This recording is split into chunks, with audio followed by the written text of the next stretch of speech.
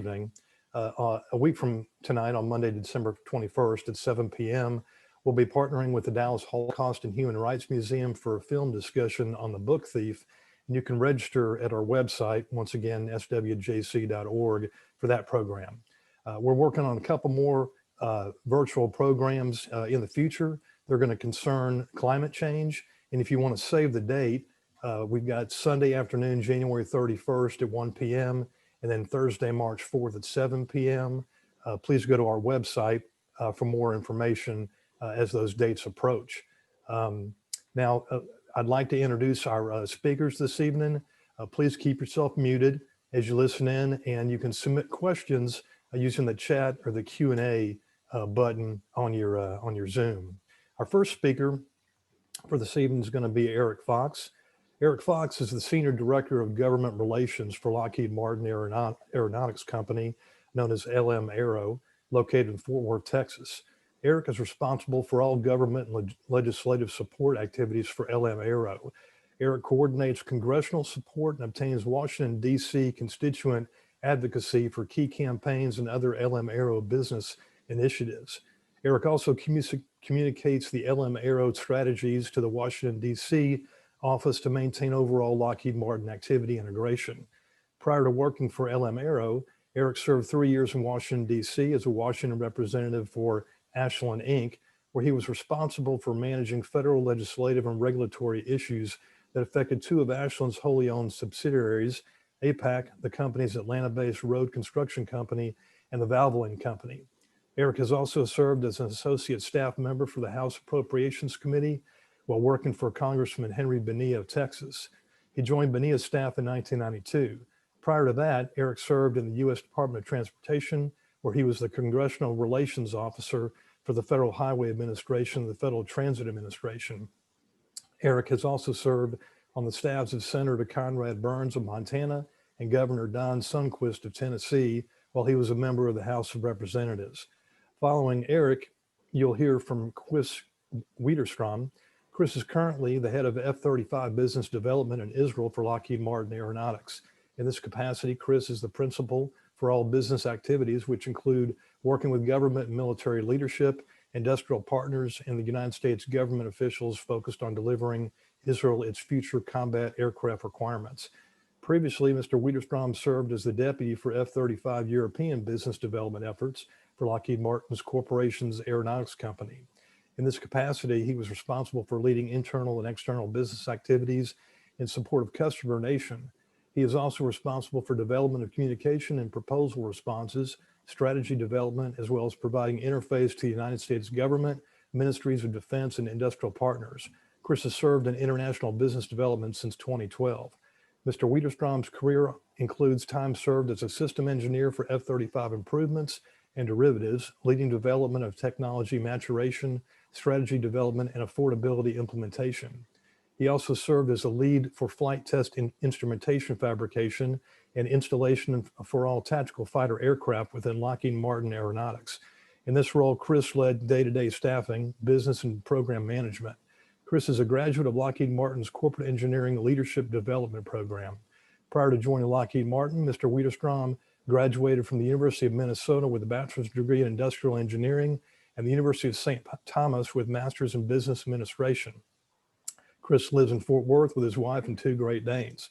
And at this point, I'm going to kick it on over to Eric Fox to begin his presentation. Thank you. You bet, Jonathan, and thank you so much for having me again. And Chris, this is his first one. For those of you that heard me a couple of years ago, you've noticed something has changed, and that would be a COVID beard. So do not try to adjust your laptop. This is actually real, and it's attached, and it's pretty epic. It has its own Instagram page. I've had it since June the 8th, and I will be getting rid of it shortly after Christmas, because I'm done and I've lost the bet. Chris and I have not been in the plant since March the 8th for any extended period of time. And I made a bet with my kids to grow a beard, and that was just dumb because I thought we would be back a lot sooner. But so here we go. So Susan is going to bring up our presentation, and we greatly appreciate y'all having us today. And we're going to ask you for your help. each and every one of you. There's 60 on this call. You are an active participant as a supporter of Israeli F-35s and Lockheed Martin and Texas and Fort Worth and everything else that we can come up with. So first, I just want to show you this chart that we put up, our cover page, and that is in fact an F-35, and that is in fact the south lawn of the White House. Now, we didn't bring a F-35B, that's a Marine Corps version that lands like a Harrier, lands like a helicopter. That is actually a model, and you have to disassemble it, take the wings off of it, falls into 3 parts. You got to get a crane, and then you have to haul it back out on a flatbed and load it back up. That was a huge challenge. The team that put that together and put that on the South Lawn actually won an Aerostar, and I think they won a Nova Award, which is the highest achievement you can make as a corporation. And then, of course, the President of the United States came out, and Marilyn Houston, our president, chairwoman, and CEO at the time, briefed the president on the F-35 in his backyard. So that was kind of exciting. Next slide. And for those of you that don't know, we did want to just give you a little bit of background. You can go all the way back to Friday, October the 26th of 2001. We just had our anniversary, our 19th year anniversary of the down select. And the down select is the United States government got to pick. There was going to be a winner, there was going to be a loser. It was us versus Boeing. It was good versus evil. Fort Worth versus St. Louis, and Fort Worth won. And it is the largest economic development in the history of the state of Texas. And you can say, well, wait a minute, Eric. Last time I checked, that oil and gas industry is pretty big. Yeah, but there's just not ExxonMobil. There's just not XTO. This is the largest in one facility for economic development, going all the way back to 1942 when the plant opened up in the west side of Fort Worth. So you can see the banner headline. Not often back in the day when the newspaper was made out of paper and they threw it in your yard. And you can see Senator Kay Bailey Hutchison, who was the junior senator at the time, and the importance that she has now played in the last 4 years, because most of you know that she went on to become the ambassador to NATO, where we are selling F-35s in large numbers all across the European continent, and then, of course, Israel, that we'll talk about as well. Next slide. And then we rolled the first one out. First one came out in another Friday, July the 7th in 2006. So 5 years later, we cranked out the very first one. And again, Star Telegram, back when the paper was made out of paper, put us on the front page, bold headline, and life was good. And more importantly, if you look at that middle head, if you count over right in the center, come over to the left, Susan, kind of circle that thing up a little bit, come over to your right. That's my head, and bald and just ears. That's all that's there, just a big noggin right there on the front page. So that was a big day for us to get the first one. Now that very first one, if you look at it, that very first one cost a little under $600 million. Because let me tell you about reporter math. Take the number of airplanes that you have, you divide it by the number of dollars that you've spent. Therefore, that's how much that airplane costs. That makes no sense, but that's how reporters do it. And so we have to battle that all the time. And then we'll show you how the airplane has come down in cost. Next slide, please. So I want to tell you kind of from what we're going from, and we've been doing the one on the left since about 2001, since 9/11, of going in with insurgents in Toyota trucks and shoulder-fired missiles, and that's what we've been battling. But we're evolving into this, and that is China and Russia. Now, are we ever going to fight China and Russia in a war? Probably not, but we're going to fight their equipment. And you see that every day now. And those 4 pictures, if you believe it or not, the bottom right one are surface-to-air missiles, double-digit SAMs they're called, that are into the 20s now. And if you're following Turkey politics, it's now called the S-400 that the Russians sold to the Turks. And that got the Turks a one-way ticket off the program of F-35. They were an original partner. Now they're not. They were supposed to get airplanes. Now they're not. So it got pretty serious, and Aragon thought he could just be Trump's friend and things would work out great and he would get all those wonderful things. And the President of the United States said, no, we're not going to do that. The Congress of the United States said, no, we're not going to do that. So now Turkey's out of the program, and it has devastated their aerospace industry. And then I want to show you the one on the bottom. It looks like a normal aircraft carrier, and you'll think, well, that's almost a U.S. aircraft carrier. You might think that it's a British aircraft carrier. And in fact, it is a Chinese aircraft carrier with the ski slope down at the end. And they tried to tell us when they first started doing this aircraft carrier that it was a floating casino for us, the United States, not to worry about it. Obviously, we knew that was a lie. So that didn't work out. Now, interesting thing is their planes, when they go roaring down that runway on the ocean, their first two went right off the end of that ski slope and went right into the ocean because their jets are underpowered that are on their fighters. So if you'd like to know how far China is behind us, if you're a pessimist, which I am not, they're 10 years behind us in aircraft technology. I'm an optimist. I believe they're 20 years behind us. And by the time they catch us on the 20th year, we'll be on to the next thing and the next thing after that. So we continue to have a huge lead over them, regardless of what you see and their ability to hack. Don't get me wrong. They're hacking us. They hack Lockheed Martin more than they hack the Pentagon. So it's real and they're serious. But if they're going to grow it organically, they're not going to catch us. Next slide. And so why do you want to have air power? Air superiority is absolutely vital to your ground game. We have not lost a U.S. enemy troop since April the 15th, 1953. The United States, when it goes into any theater, any combat zone, it gets air superiority within a couple of days, if not sooner. Everybody stays on the ground because we have superior air power, and then that allows your ground game to go anywhere that you want. You see the devastation in the box on the left. That is Saddam Hussein trying to get out and did not have air power, and that was called the highway to hell. And Chris and I work with American heroes every day that flew those missions, and they said that was one of the easiest flights they'd ever had because it was like shooting fish in a barrel. Next slide. And now the importance of fifth generation. If you're not fifth generation from this point forward and stealth, then you're dead. You're not going to be allowed to get in the game. Now, those fourth generation jets that you see, F-16, F-18, F-15, fourth generation, designed in the 70s, built in large quantities in the 80s, they just aren't functional anymore because they just don't have the capability and they don't have stealth. Fifth generation, Lockheed Martin is the only company in the world to build both platforms. That's an F-22 on the left and an F-35 on the right. Next slide. And so what it's going to replace, we have three versions. F-35A for the Air Force. That includes the Israeli Air Force. The F-35B for the Marine Corps. We've also sold Bs internationally to the UK, to the Italians. South Korea's interested. Japan's interested. And Chris can tell you Israel is interested as well. They have not put pen to paper to buy any, but everybody is intrigued by how they work. And then the F-35C is for the United States Navy. It's got a bigger wing, holds a little more fuel, and has a reinforced landing gear.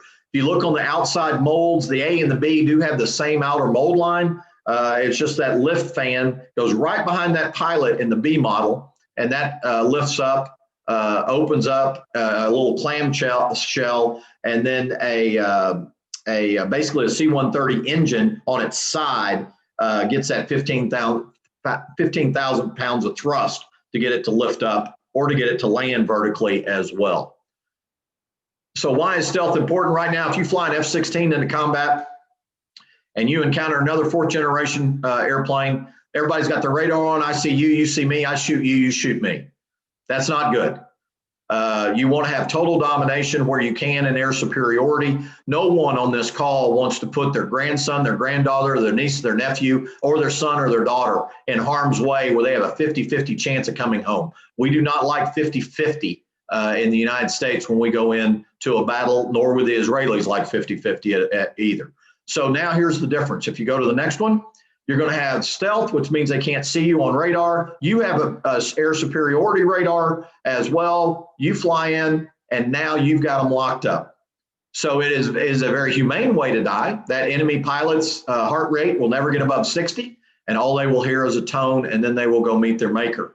And that F-35 will live to fight another day and can obviously down multiple targets and do multiple things, much more than a fourth generation. And that'll bring me to the next slide. Because it's also air to ground, it's air to air, it's also air to ground.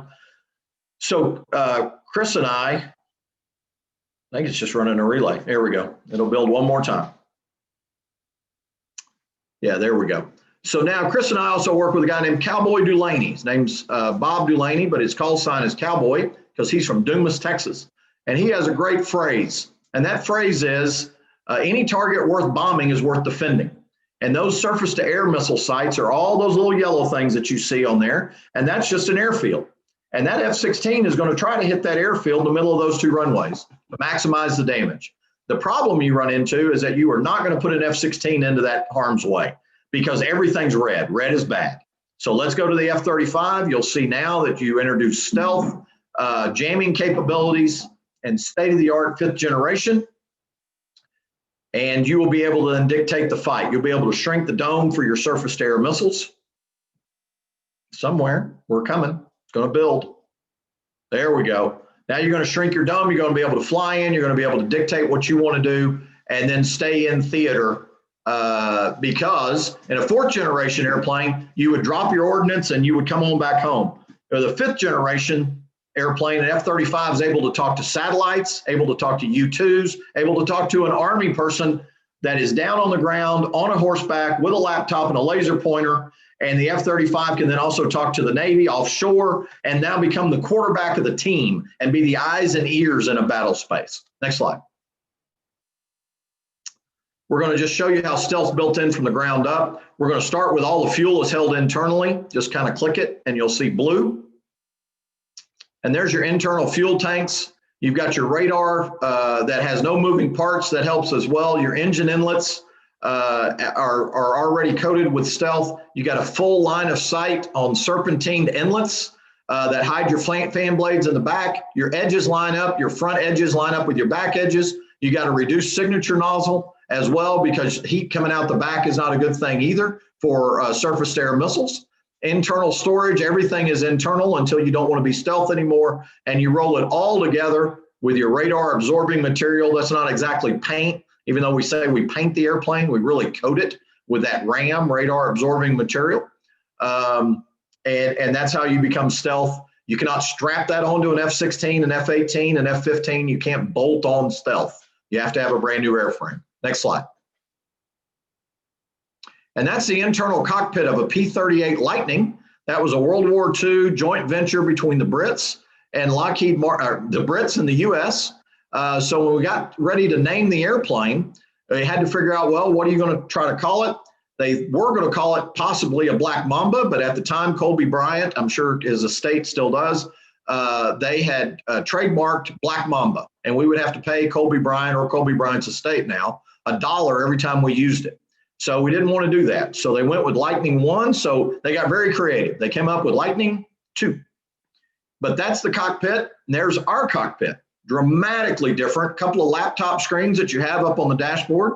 Very comfortable. You'll see all the toggle switches have gone away. Those toggle switches only over on the right. Those are just to make the pilot feel good about themselves. Make them think that they can actually change something with a toggle switch. Landing gears over on the left. You got the stick on the right. You push that stick forward, the houses get bigger. Pull that stick back, the houses get smaller. And gas is over on the left on that other red thing that we have to keep covered up because we can't show what's on the stick and we can't show what's on the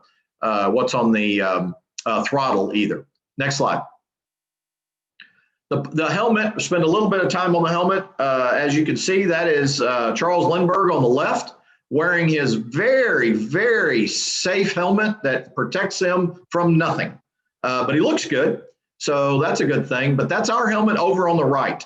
And that helmet is made by Elbit and Rockwell Aerospace. And that is the lifeblood of the airplane. That is the brains of the entire plane. Your helmet is unique to you. You get into the airplane, you plug into the airplane, and it says, oh, it's Eric. And Eric likes his cockpit configuration like this. Or Chris calls into the airplane with his helmet on, and Chris plugs in, and it says Chris likes his cockpit configuration this way. So it literally is the brains of the pilot and does so much. We can talk about if we have time or y'all have questions, but it is truly a state-of-the-art Iron Man is the easiest way to describe it. Everybody's seen Iron Man and Robert Downey Jr., and that's basically what goes on, including the talking person on the inside. Next slide.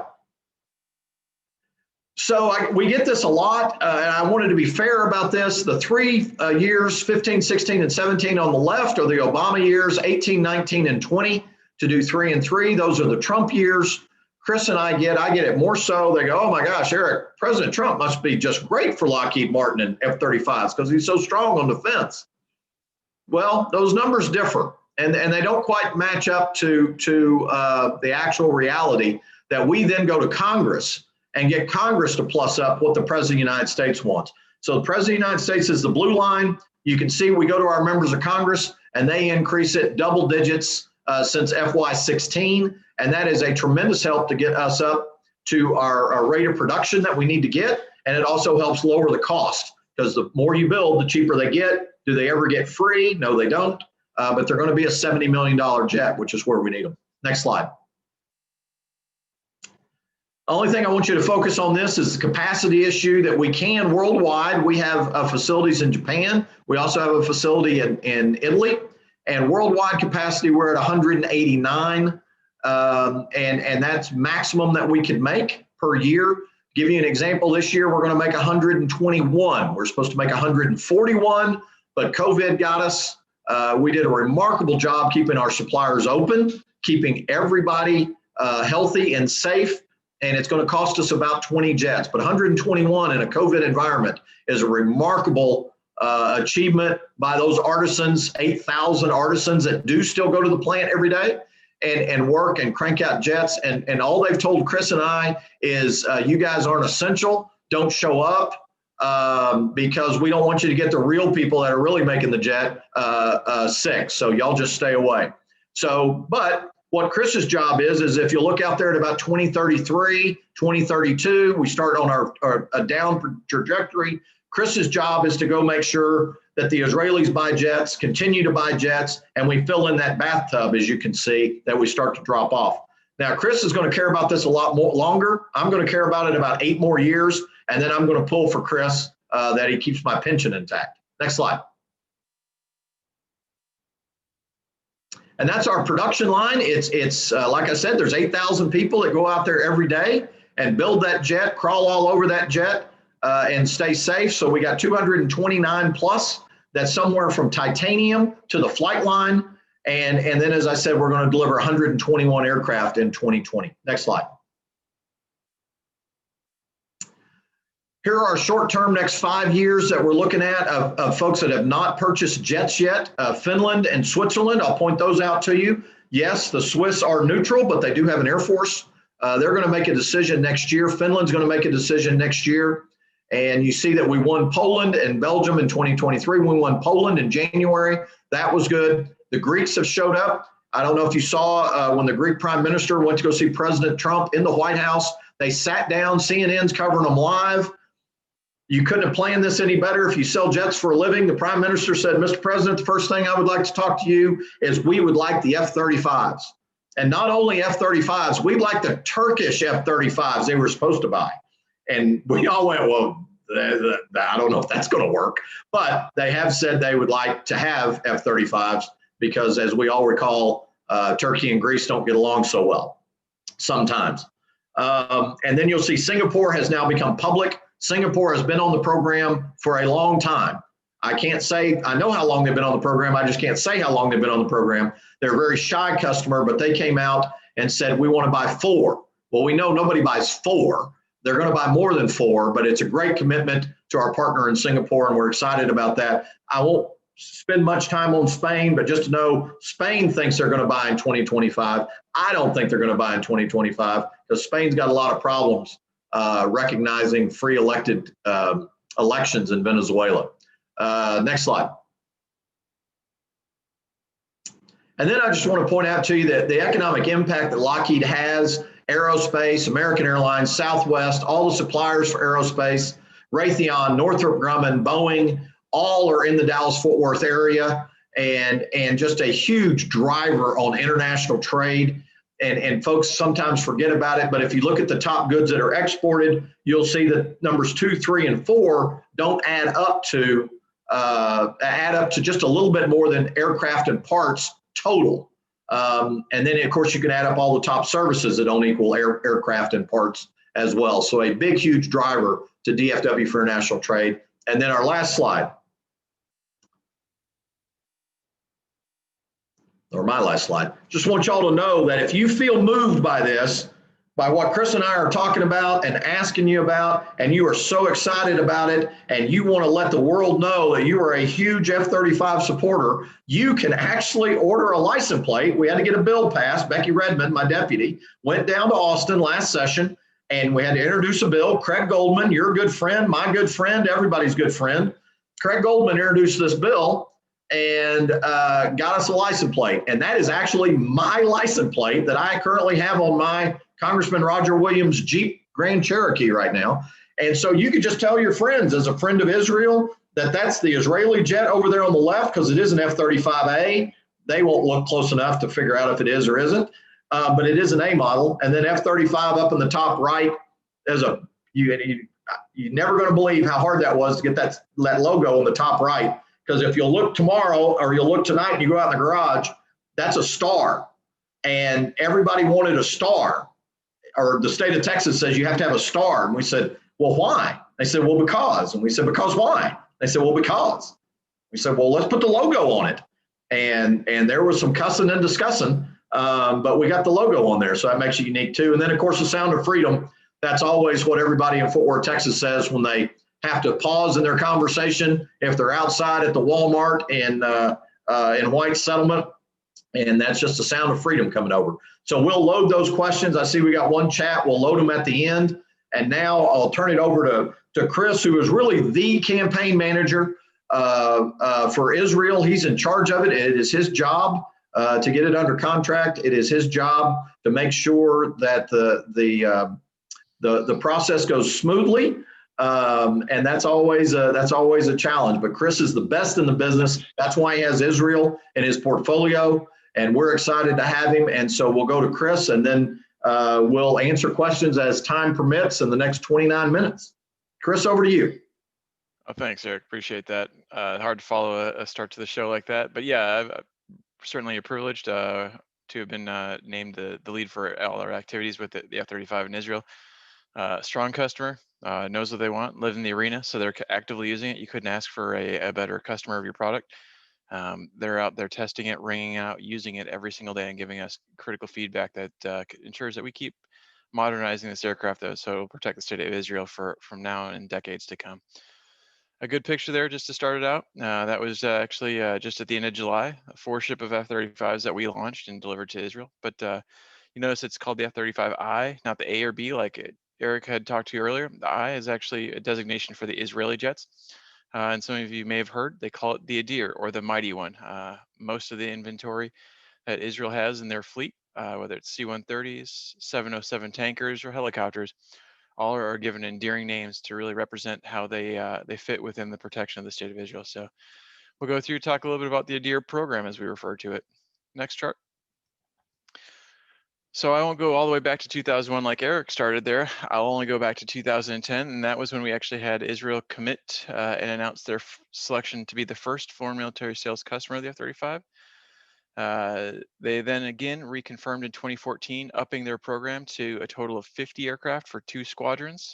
Israel has 25 aircraft squadrons that they maintain. In 2016, December, on a chilly night in the Negev desert, we were privileged to deliver the first 2 F-35 Adir to Nevatim Air Base. Really a great ceremonial event, met by most of the elected Knesset officials, most of the IDF leaders, and also industry partners of ours. Quickly thereafter, the Israelis Air Force declared initial operational capability. They were the first country to do so there in 2017, 1 year after taking delivery of their first aircraft. They won't tell you when, but it was not hard to see that Israel was also the first to begin using the F-35s in combat operations.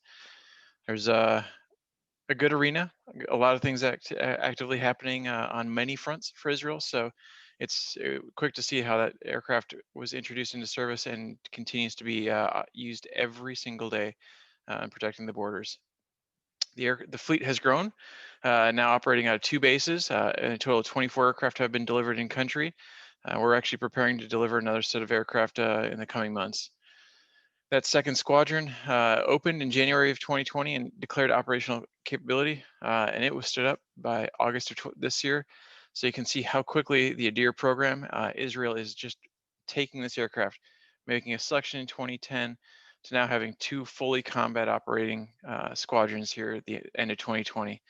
And the activity that Eric was talking about that I'm in charge of right now is actually helping Israel explore the expansion of their fleet beyond the 50 aircraft, up to 75 aircraft and potentially more. So certainly a very active opportunity that's being explored. For those of you who may follow Israel, there's just like the U.S. Air Force, a lot of aged aircraft, as Eric talked about. You know, a lot of our combat aircraft were developed and designed in the 70s, mass production in the 80s. So you can see we have a very similar aged fleet as Israel, and it's just time for them to recapitalize. Next chart. Kind of give you a year in pictures now, talk about the Adir program. A true ceremonial event. The gentleman in the center there is the commander of the Israeli Air Force, General Amikam Norkin. He presided over a ceremony at the middle of January that really represented the start of the 2nd Squadron, or the Lions of the South. Next. Then everything went sideways. Eric mentioned it a few times, but then we entered the coronavirus, the pandemic environment. And they'd already planned with the United States Air Force to begin joint operations, or what they called Enduring Lightning 1. You'll notice that that's with the 34th Fighter Wing out of Hill Air Force Base. They had just in December located from Hill Air Force Base in Utah to the UAE, where they've been operating continuous missions with F-35s up until just a month ago. So represented really a flexibility of combat operations of both air forces being able to hold joint exercises over the skies of Israel in the midst of the start of a pandemic. Next. That only set the stage to learn and go further. They were so successful that when the 34th departed and the 421st Fighter Squadron came into the region, they actually held Operation Enduring Lightning 2, again over the skies of southern Israel. Good choice of region, because Israel's got good ranges, have a lot of equipment, and Israel's also able to bring a lot more other assets to really make it meaningful joint exercises to really maximize the engagement of the F-35 and learning. The next. Well, we had a little bit picture of it before. What I'll note, the significance of the 2nd of August delivery is not only was it 4 F-35s that were delivered, but one of those F-35s was what we call AS-15, or the 15th aircraft for Israel. Well, it's a little bit out of sequence. That aircraft we actually completed production on over a year ago, but it is the first flight test instrumented F-35 that has been delivered and exported outside of the United States to any of our partners. It really represents the significance of the relationship between the United States and Israel, that the US government was willing to deliver and export such an aircraft to Israel. That aircraft has since left Nevatim and is now at Base 8, where it is actively and already beginning flight test operations. So it's expanding the sovereign capabilities of the entire Israeli Air Force to integrate unique capabilities that Israel looks to make as part of its inventory for the F-35 Adir fleet. Next chart. Well, I didn't slow anything else down. The 421st had such a good time in August, they came back in October for Operation Enduring Lightning 3. Each of these missions kept expanding how they employed and utilized the F-35s, both the Israeli Air Force jets that you can see in the back, as well as the Hill Air Force Base. This also marked the first time that the 116th, or the Lions of the South, participated in joint operational exercises. So they just declared operational capability and immediately began working with the United States Air Force in joint operations. Next. Well, when you have success, now you can declare operational capability. They declared that squadron operationally capable right at the same time as they held that Enduring Lightning. Next chart. When you're having success with the US, why don't you expand that to the entire defense force? So they held in late October, they held Operation Lethal Arrow. That was a complete service, complete IDF exercise. Had units from the Navy, the Air Force, as Eric was talking about, being able to talk to folks on ships, being able to talk to your soldiers on the ground. It really marked the first time that the IAF brought the F-35 into the fight, started to integrate it into the entire defense solution, really helped bring the entire IDF, into what we're calling that next level, the 5th generation combat force. So really expands the capabilities of the entire defense forces. So really a proud moment as the IAF had confidence to now fold it into its entire defense solution. Although I have to say, it looks good to have that big plume cone up, but it's not stealthy and stealthy like Eric was talking about in the original Y 5th gen brief. Next chart. This is also an image of the F-35s participating in some joint exercises over the Mediterranean. They're out there every single day participating with their partners. Really just continues to evolve. They've participated with the Italians, with the UK, showing joint exercises when he talked about NATO relations. A little bit awkward, but Israel still maintains it's part of the United States EUCOM, or European Combat Command. So there's a lot of activities where the F-35, where Israel continues to harvest and work with its European partners, even though it's certainly much more in the central CENTCOM AOR. But it's expanded the relationship. It's a program that continues to grow very quickly, expands. We learn every single day from the IAF. It's a privilege to work with them. They push and test us every day, and it's a privilege to hopefully deliver another squadron of aircraft to them in the near future. So with that, go back to the audience here. It looks like we've started to get a number of questions. Jonathan, Susan, over to you guys to take us to that next stage. Sure, and I'm going to just give you the questions as they've come in. We've got several, and I'll just tell the participants to continue to put them in the chat or the Q&A. But for starters, either Eric or Chris, why did Turkey buy Russian SAMs? Yeah, I can take that one. So Vladimir Putin needed a customer to export this to show its worthiness. And so he reached out to what he thought was his good friend, Aragon, who was thinking they were good friends on both sides. And he offered him a deal that he couldn't refuse. And Aragon thought, man, these are cheap. These are less expensive than anything ever. And they're priced to move. And so he went and he purchased them. He, not knowing that Turkey had been on the program since day one. They had won work in Turkey for aerospace for F-35. So it wasn't once, twice, 3 times. We got into dozens of times that we told folks in Turkey military and in Turkey elected officials that this was not going to work. And the blowback, just to make sure that we're clear on this, it is not that the S-400 can pick up the F-35. That is just not the case. What the case is if you fly the F-35 in front of the F-400 and the S-400 radar every day, all the time, then oh, that blip on the screen that is the size of something I can't tell you, that is an F-35. Now we can recognize it. Now we can program our software. Now we know what it is. And then you're just going to give it back to the Russians. That's not what we're going to do. And Aragon just didn't understand it. He just didn't think that we were serious about it. And we were. And so all the large components have been taken out of Turkey. There are still about 6 to 10 suppliers that will be relocated back to the United States. April, May, probably because of COVID, it'll probably be summer now. It'll be pushed back a little bit more. And so, he did it. He tried to play both sides to the middle. He tried to be that leader that says, I have friends in the United States and I have friends with Russia and I'm firmly with my friends. No, doesn't work that way. You got to pick. And he picked and he chose poorly. All right, well, thank you. Next question. Is there a difference between the F-35I and the F-35B? And if so, what are the differences? Sure. Sure, I can grab that one. There absolutely is a difference between the F-35I and the B. The F-35I is really just an F-35A. So the original CTOL model that Eric was talking about for the Air Forces. The B model is a United States Marine Corps or Royal Navy vertical landing, short takeoff version where the exhaust can actually articulate down. It has a lift fan that allows it to hover. So yeah, the I is really just a redesignation of the A model that's been made specific for the Israelis. Thank you, Chris. Has the F-35 completely replaced the F-16 as a fighter jet in Israel?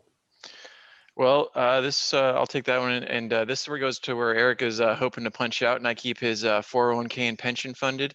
So I have a little bit of work to do. I think Lockheed Martin has a little bit of work to do. So if I have the numbers right, I think Israel still has around 200 F-16s in inventory and only 50 F-35s on contract. So there's a little runway left in front of us to help recapitalize the entire F-16 fleet in Israel. All right.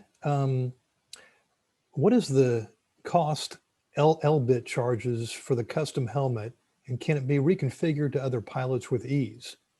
In other words, if pilots move off the program to staff jobs, software change. Let me take that one on the cost. So the initial cost of the helmet was an exorbitant amount. It was a big figure, and we had a lot of aha moments. And for those of y'all old enough to remember, we started getting tagged with the $600 hammer and the $800 toilet seat. And I had to go around and explain to folks that, well, this, again, just like the first airplane, this was the first helmet, and then the helmet was going to come down. And I don't want anybody to get sticker shock on this, but the original helmet was about $250,000. It has now subsequently come way down, but to Wayne's question, they don't transfer. The software stays the same. The software is universal. When you plug in, then it plugs in, and it's not any different than working your laptop. Is the same software that we all have from Microsoft, and you can configure it the way you want it, your Windows unit.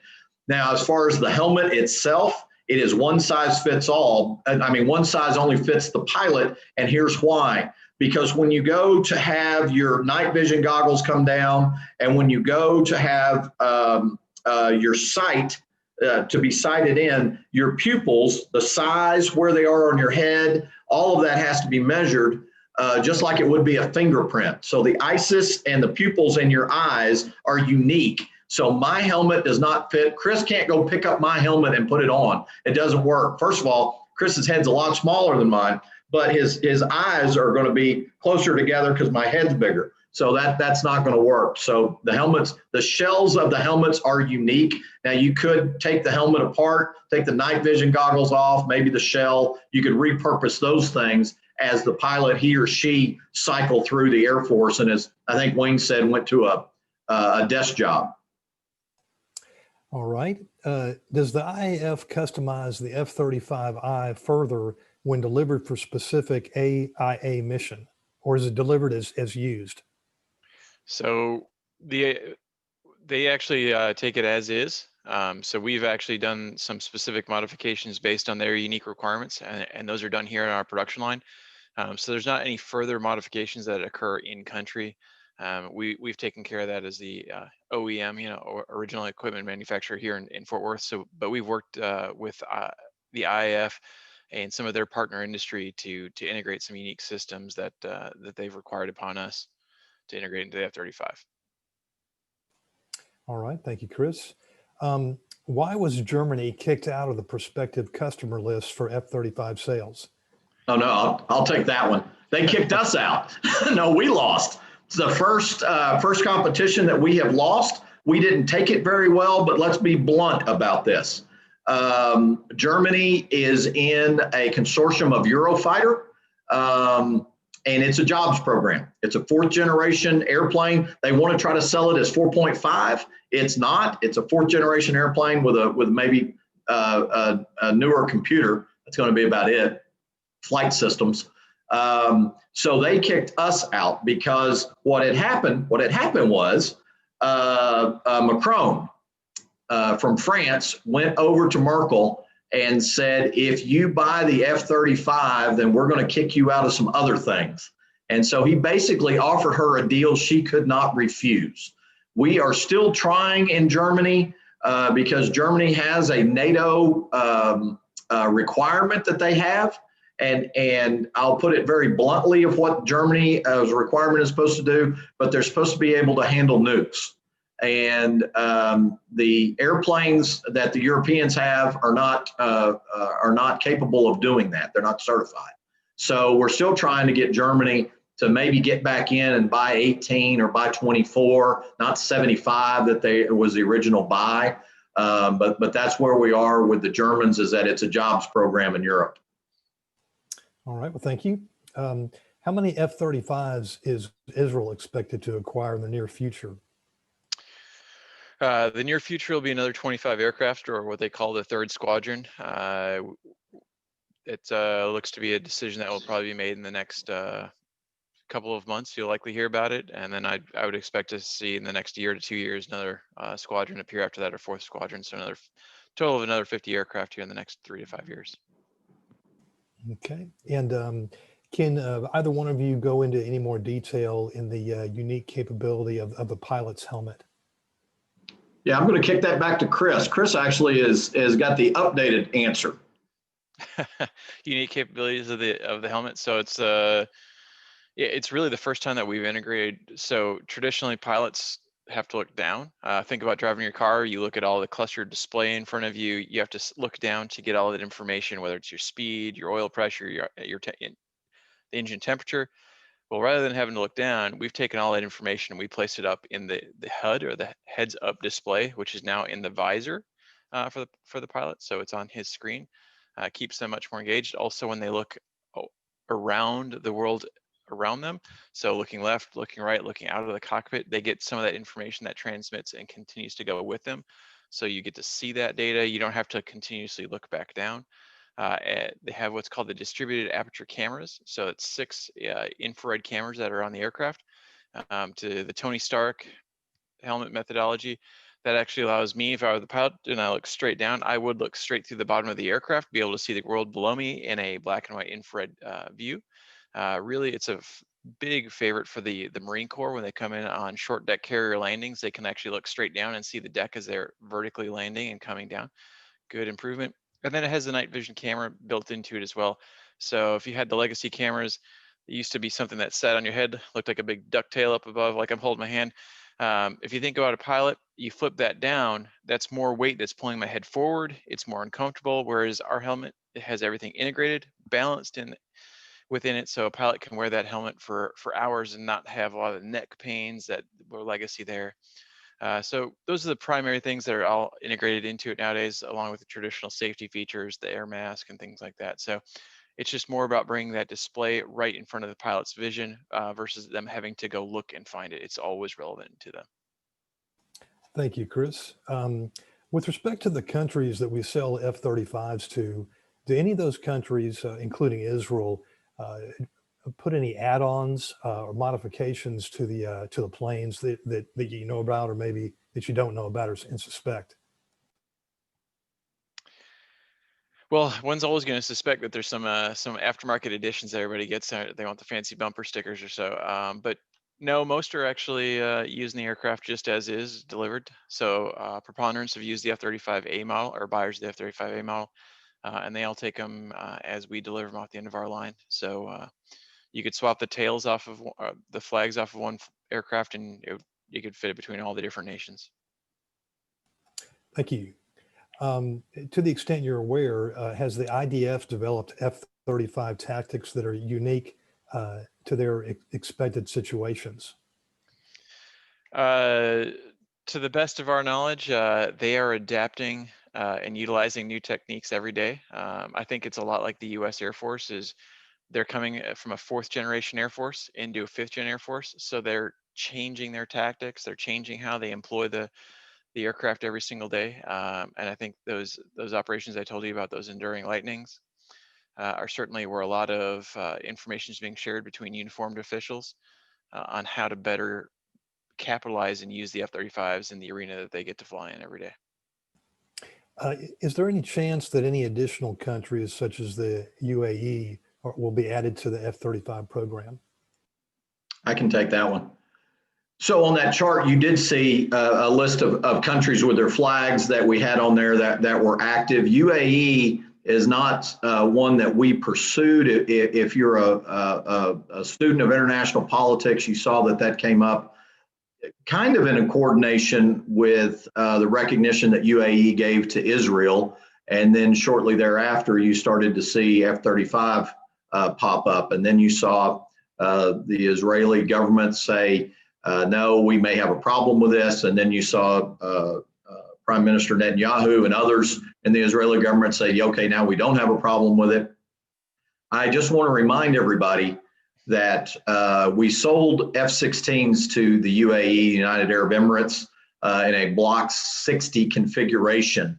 And that Block 60 configuration, if you could imagine, the very first meeting that we had with UAE to sign contract took 17 years.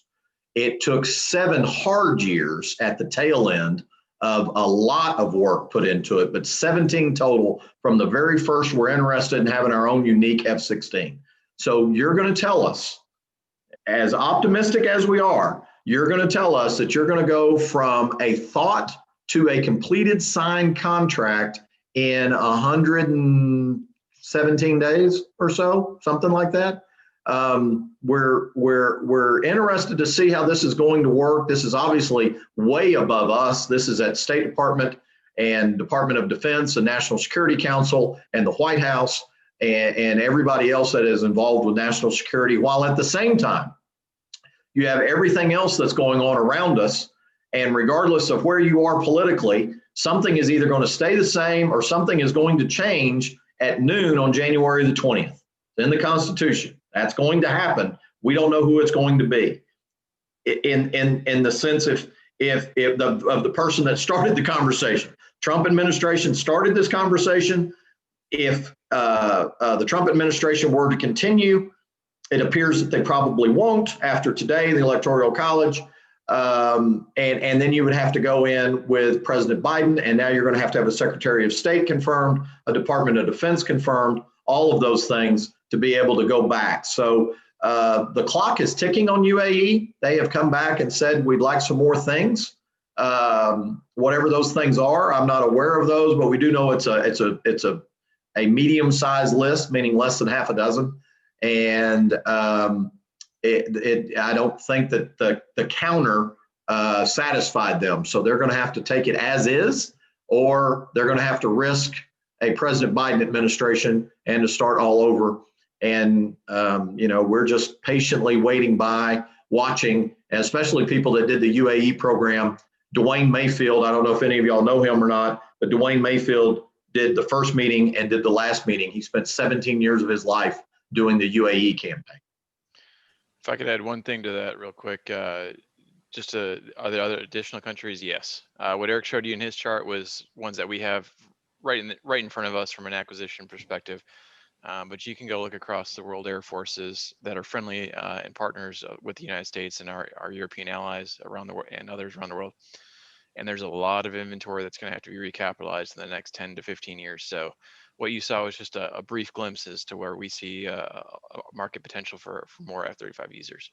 Yeah, and Chris is exactly right. I mean, you go to look at anybody that's flying an F-16 in the world, and it is the largest multi-role fighter in the world with, help me, Chris, on the number of countries that we're in, over 20, what are we in, 29? Yeah, 29 total. So you go to those 29 first, that's your sweet spot, and work with those folks first and build from there. And we're at 9, I think we're at 10. We're at 10 now on the F-35. So we've got 19 more folks out there. We can go knock on their doors. All right, I think we have time for 1 or 2 more questions. And here's one. If you're in a shooting war as a pilot, would you prefer being in an F-22 or F-35, and why? You want it, Eric, or you want me to play? Chris, why don't you go? I'll see what you say, and then I'll throw in. I dig the F-35. I've got the new fancy toys. I can see farther. I've got all the capabilities. It's would you rather have the original brick cell phone that the doctors had that took a bag, took the battery to go with it, or would you take the new iPhone 12? I'm going to take the iPhone 12 and 5G capability. Yeah, I would modify it just a smidge and say the brick phone's probably the F-16. Your F-22 is going to be about a iPhone 4 or 5, but boy, you want that camera and a 12. You want that capability in a 12. You want the memory. You want all of that. You want all the bells and whistles when you go in. Now, the F-22 does have that second engine, and but the F-35 can do a lot more. Well, I figured you guys would favor the F-35. That's no surprise there. Well, we're big fans of the F-22. We built the F-22 as well, but the other thing that you get on that question is a little bit of a trick question is we built 196 F-22s, and people say, oh, well, we could just restart the line. You can't restart the line and make an affordable fighter in the $75-80 million range like the F-35 is. If you were to restart the F-22 line, it would literally be the cost of the new B-21 bomber, which is supposed to be $550 million. A new F-22 would probably be in the $500 million range, and it's just not economical. Okay. Well, thank you, guys. And one final question. Does the F-35 require significantly more pilot training in comparison to the other F-series planes? No, really from a flying perspective, you can take any pilot coming out of basic wings pilot coming out of, training programs and put them right in. The difference is really just more, it's academic classroom time, them getting to learn, like Eric said, the office products, getting to learn how to use Windows and PowerPoint for using similar things and operating the screen. It's not any more significantly difficult to cross train a pilot on the F-35. Just learning how to touch the screens and engage the software. Great. Well, Chris and Eric, thank you. That will be the final question. Jonathan, if I could just a second, just for the good of the group, and then I'll let you close it out. Is first of all, we can't thank y'all enough for having us, but more importantly is let us know if there are groups out there that we can talk to that are friends of Israel, support Israel, and especially their defense needs, to let them know, because y'all are just as important as anybody else that's got a relationship with Israel, to be able to make sure that we get those next 25, and then to make sure that we recapitalize those 200. And so anything that you see as an opportunity, we greatly appreciate that. And the last thing I will say, Jonathan, and turn it back to you, was I know that Craig Goldman is a good friend of this group, and I also know that Phil King's a good friend of this group, and y'all gave Phil King an award, as I recall, 2 or 3 years ago. And I would just remind y'all on the call that if you know him, you know his cell phone, you got his email, drop him a note, send him a text, give him a phone call. His dad passed away a couple of days ago out in Weatherford, and so our prayers go out, because he was very close to his dad, and just a great legislator and a great friend of this group. And then also he and Craig Goldman went, as Chris talked about, when the very first F-35 arrived. So if you can, reach out to Phil King and just let him know y'all are thinking about him. So thank you, Jonathan, for letting me say that. You bet. You bet. Thank you, Eric, and thank you, Chris. And I'm going to turn it over to Susan with some closing remarks. Thank you, Chris, and thank you, Eric, for joining us tonight. Thank you, everyone. I see that there are many veterans on our call, and thank you so much for your service. That's the main thing I wanted to say. But I especially wanted to highlight Graham Rosen. He is one of our past award recipients, a young man, and he's presently training in Pensacola.